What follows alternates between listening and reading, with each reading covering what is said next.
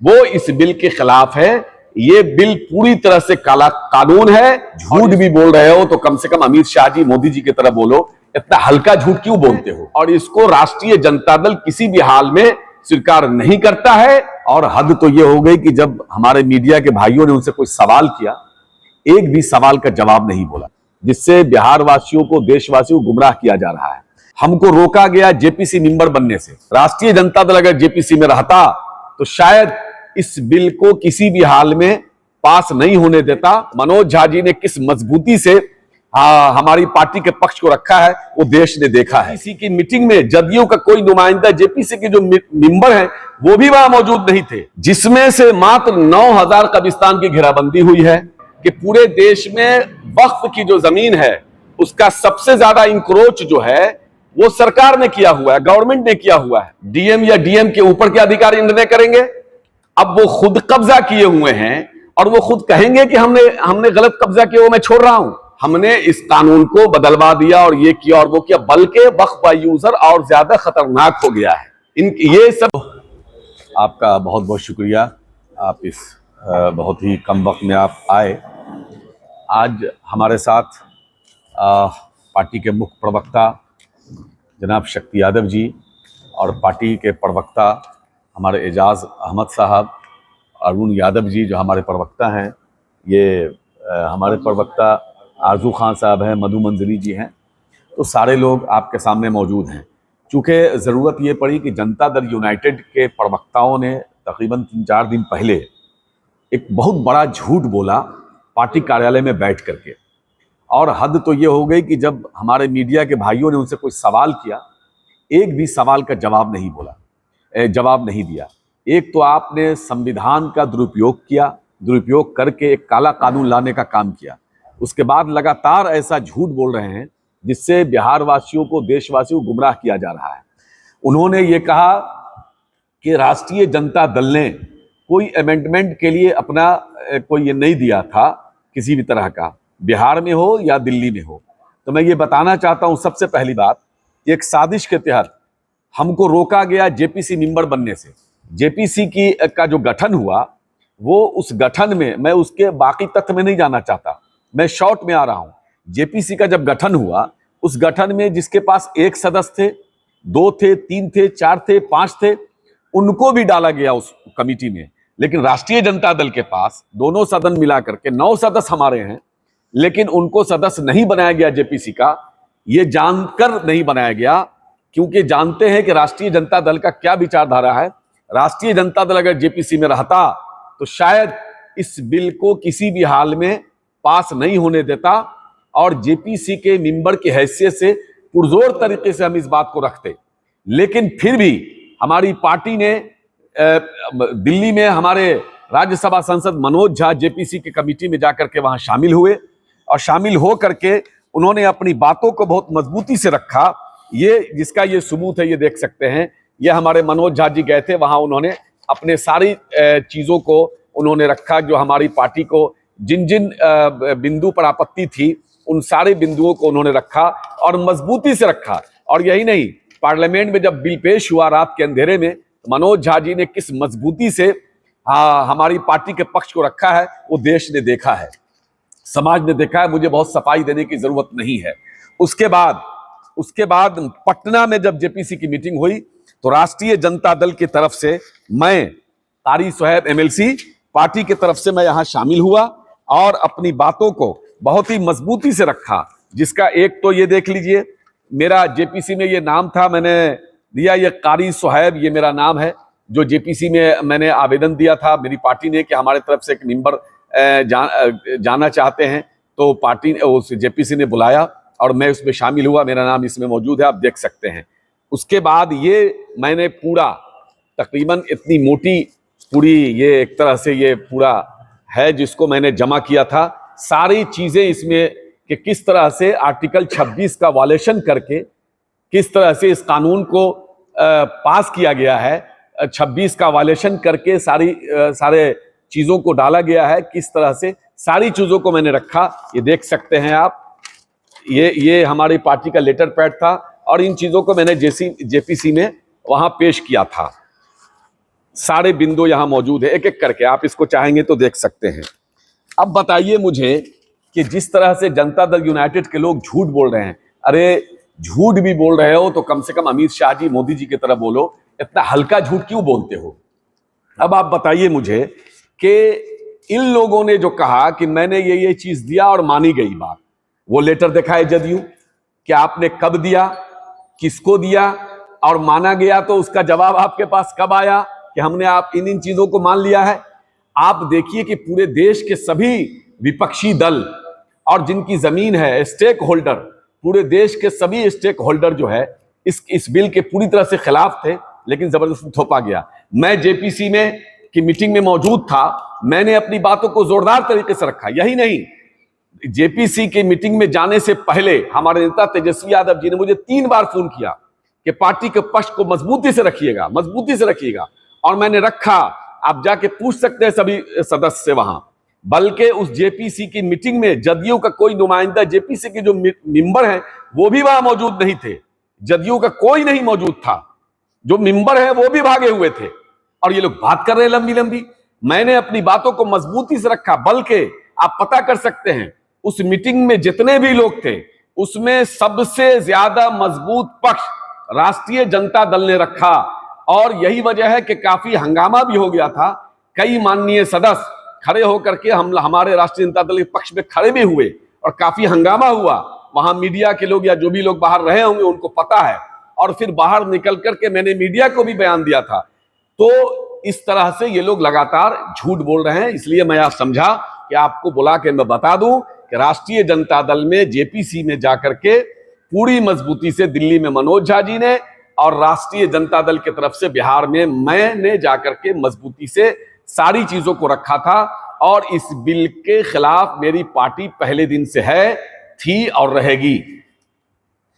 अब आ जाइए आप ये समझिए कि ये बार बार कह रहे हैं कि हमने वक्फ, ये जो है जो एक आया है इनका कि वो वक्फ बाय यूजर में मान लिया गया है। कहां मान लिया गया बात?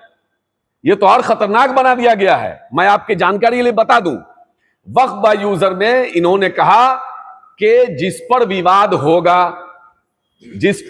होगा वो कोर्ट में जाएंगे, उस पर वक्फ बाय यूजर लागू नहीं होता है।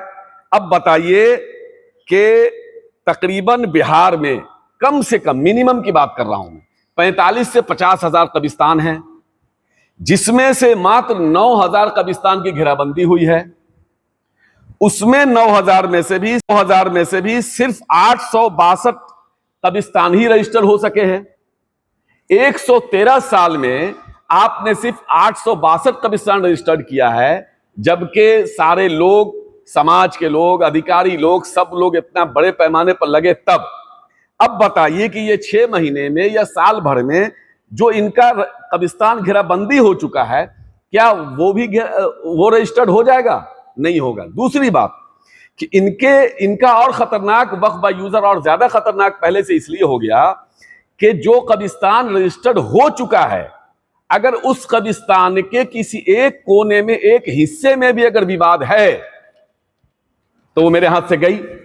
इसलिए गई कि भाई मुजरिम भी हम ही और कातिल भी हम ही, मुंसिफ भी और कातिल भी दोनों, ऐसा नहीं हो सकता है।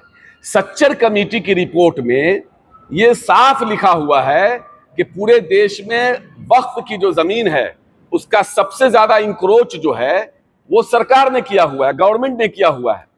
तो अब बताइए कि उसका फैसला जो गवर्नमेंट इंक्रोच किए हुई है, जिस पर विवाद है, जिस पर केस चल रहा है, उस इंक्रोच को कौन हटाएगा? डीएम या डीएम के ऊपर के अधिकारी निर्णय करेंगे। अब वो खुद कब्जा किए हुए हैं और वो खुद कहेंगे कि हमने गलत कब्जा किया, वो मैं छोड़ रहा हूं। इतने सालों से जो सरकार उसको नहीं छोड़ा सकी, उसका इंसाफ नहीं दे सकी, उसका फैसला नहीं दे सकी, ट्रिब्यूनल को आपने पूरी तरह से खत्म ही कर दिया है। तो ये सरासर नाइंसाफी है, ये झूठ है, ये आई वॉश किया जा रहा है कि हमने इस कानून को बदलवा दिया और ये किया और वो किया, बल्कि वक्फ बाय यूजर और ज्यादा खतरनाक हो गया है। अब ये कहते हैं बार बार कि हमने दंगा, हमने दंगा रुकवा दिया। मैं जो दंगा को आपने बढ़ाया है, 2018 में बिहार में कुल सांप्रदायिक घटनाएं 167 थी, जो पूरे देश का 33% है। पूरे देश में जितना दंगा हुआ उसका 33% अकेला बिहार में हुआ। 2019 में 135 सांप्रदायिक घटनाएं हुई, जो पूरे देश का 31% है। 2020 में बिहार में कुल सांप्रदायिकता हिंसा घटनाएं 117 थी, जो देश भर की सांप्रदायिक हिंसा का 14% है। 2021 में बिहार में कुल सांप्रदायिक हिंसा के मामले 51 थे, जो देश भर में सांप्रदायिक हिंसा के 13% है। 2022 में कुल सांप्रदायिक हिंसा के मामले में 60 थे, जो देश भर के जितने हुए उसमें 22% है। कहने का मतलब यह है कि देश को पूरी तरह से आग की भट्टी में झोंका जा रहा है। ये एक हिंदू मुसलमान को आपस में लड़ाने की एक बड़ी साजिश हो रही है। सब लोग समझ रहे हैं, जो भी आदमी संविधान पर थोड़ा भी भरोसा करता है वो इस बिल के खिलाफ है। ये बिल पूरी तरह से काला कानून है और इसको राष्ट्रीय जनता दल किसी भी हाल में स्वीकार नहीं करता है। पार्टी के नेता ये कह रहे थे, एक एमएलसी साहब हैं, वो कह रहे थे कि अमित शाह जी ने समझा दिया है। अरे आपको अमित शाह पर भरोसा है, लेकिन अपने उलमाओं पर, अपने संगठन पर, अपने अंतरात्मा पर आपको भरोसा नहीं है।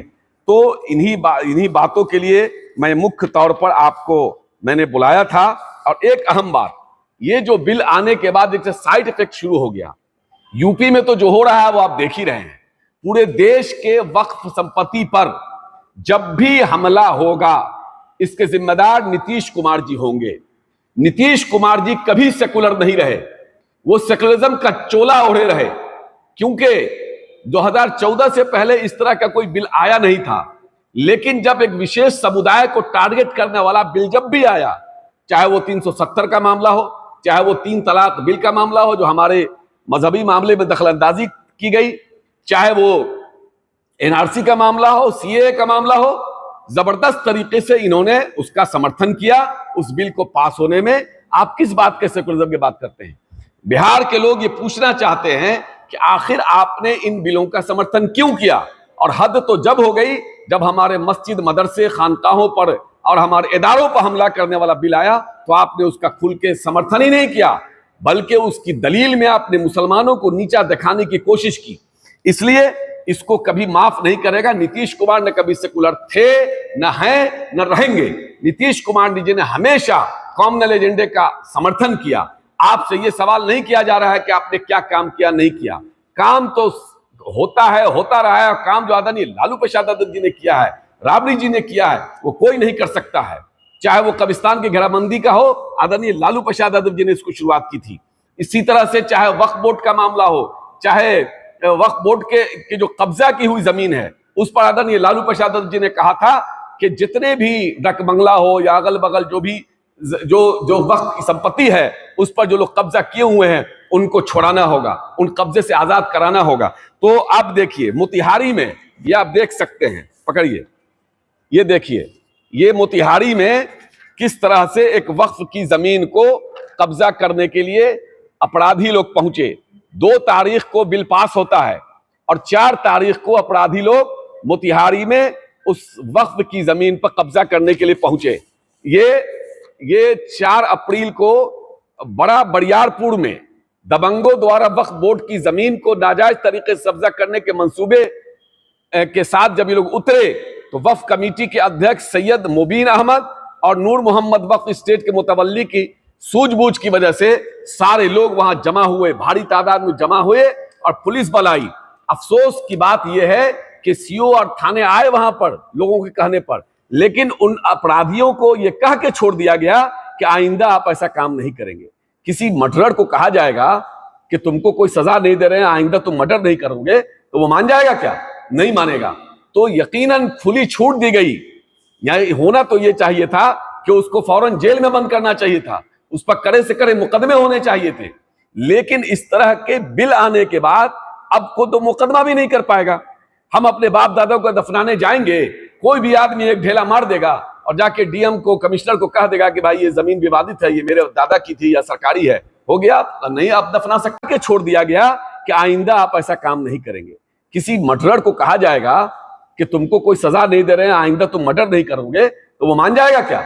नहीं मानेगा। तो यकीनन खुली छूट दी गई। या होना तो ये चाहिए था कि उसको फौरन जेल में बंद करना चाहिए था, उस पर कड़े से कड़े मुकदमे होने चाहिए थे। लेकिन इस तरह के बिल आने के बाद अब को तो मुकदमा भी नहीं कर पाएगा।